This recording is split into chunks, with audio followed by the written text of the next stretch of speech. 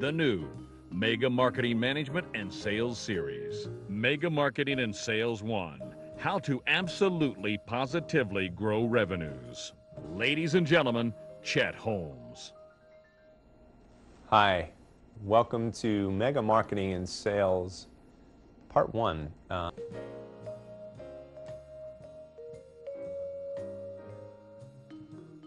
System.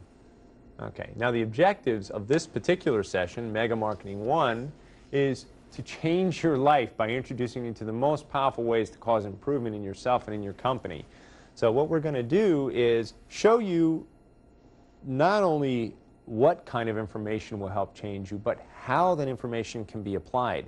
Because again, we talked about understanding it doesn't mean you do it. Agreeing with it doesn't mean you do it. Seeing that it works does not mean you do it. So all of those things do not mean that tomorrow afternoon you're going to change. What will cause the change, what will cause the growth, what will cause you to evolve substantially from this or any other program that you should take will be revealed in this particular session. The other objective is we're going to try and preview all the material necessary in order to help almost any company with legitimate and honorable products and services double revenues.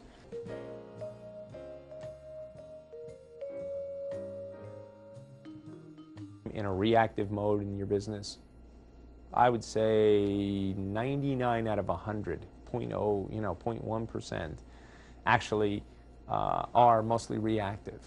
And so what I'm going to ask you to do is to be proactive. But I'm not going to ask you to change your life, although the time management module will teach you how to change your life. But what I am going to ask you to do is to be at least 1 hour a week to be proactive.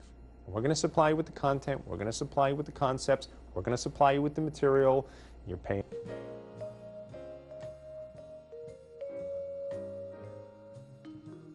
Was what makes the best winners of business. Okay, and we're going to talk about these concepts, about what really makes terrific performers when it comes to winning business. Now again, we have many professions that have bought this program, like lawyers, and like accountants, and like doctors. And you look at, if we take lawyers, because very few sales organizations will argue with this information. They're just going to know it's true when they hear it. But if you look at a lawyer and you look at a great rainmaker, or you look at a top producer in any field, somebody who's really fantastic at winning business and bringing in the customers, they really have two primary traits. And the first among those traits is what we call a strong sense of self. Because a strong sense of self translates in two different ways out into getting business. Number one, it translates itself into personal ambition, that you have ambition of your own. Doesn't matter what the boss wants or what the company goals are or whatever. A person who has a strong sense of self, strong sense of ego, a good, solid, healthy ego, actually brings their own ambition to every situation. So if you want to have a good rainmaker in a law firm, or a good performer in your restaurant, or a good performer on the sales floor or the retail, or a good telemarketer on the phone, or a good business-to-business person, or a good rep in a rep firm organization, or anybody who you want to be good at winning business, the first key element is a good, healthy ego. So don't be put off by someone who's confident. Now there's confident to the point of obnoxious, and then there's confident to just having a good sense of yourself. And so ego is trait number one. And then, but ego without trait number two, and that's how you can end up with an obnoxious person. And trait number two of the top winners of business is what they call empathy. And that means that the customer's feelings come before your own. What really makes a great performer is they bring that ambition to the table. They bring that strong sense of self to the table. They bring that confidence to the table. But they're more interested in the customer than they are in themselves. So they're constantly focused on the customer. And, in fact, the reason that they sell more than anybody else is because they have this ultimate desire to serve the customer better than they serve themselves. And that's why they win. So let's look at the two traits.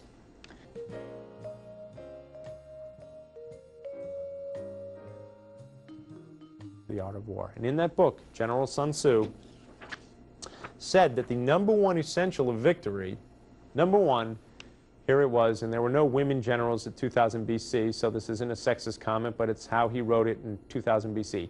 He will win whose army is animated with the same spirit throughout all his rank. Sun Tzu, Art of War. So how can you get your troops all animated with the same spirit? Well, you got to standardize core communication materials, which we'll talk about, and you have to develop simple rules, strategies, and skills to be repeated again and again.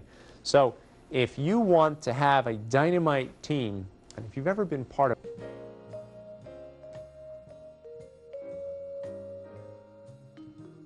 I'd like to do now is talk about this program as maybe something that you do for a new employee. That's a really important area. Now again, if this is self-study, this isn't going to be as important, but stay with it because the methods of learning are very important. First impressions are everything. A new employee's first impression are the most powerful. What kind of first impression are you making on your new employees? Are you setting a tone of excellence? Are you stressing the importance of the customer? You know, so we say the customer comes first, but it's a lot of hot air, and this guy's saying, oh my God, what have I done here?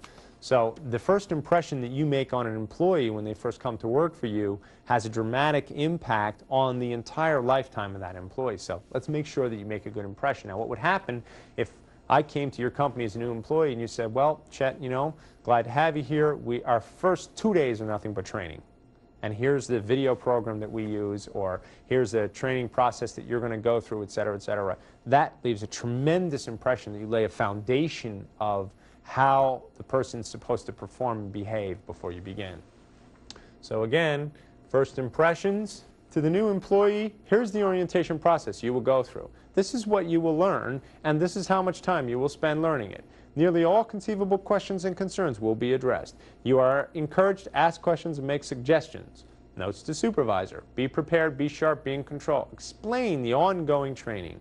Have other employees introduce themselves in a friendly and helpful manner. Remember, first impressions can guide an employee for the entire term of employment.